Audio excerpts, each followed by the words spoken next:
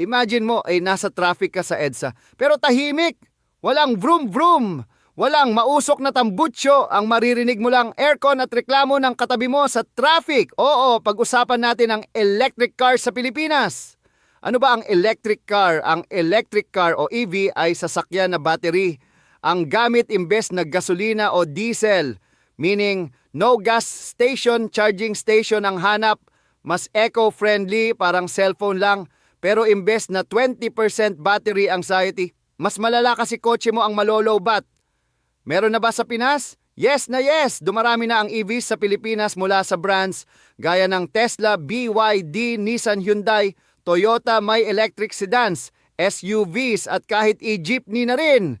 So oo, unti-unti nang pumapasok ang future sa kalsada natin. Ang mga advantage, bakit gusto ng iba ang EV?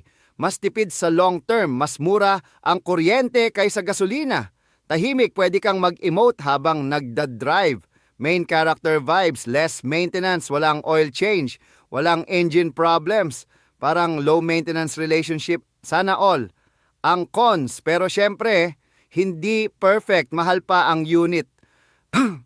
Konti pa charging stations, range anxiety. Yung feeling na, Lord, makakauwi pa ba ako? Lalo na pag 5% battery at traffic pa sa Silima. Question, handa na ba ang Pilipinas sa electric cars o team gasolina ka pa rin? Comment below, EV or traditional car, at follow mo ang page para sa mas marami pang fun facts.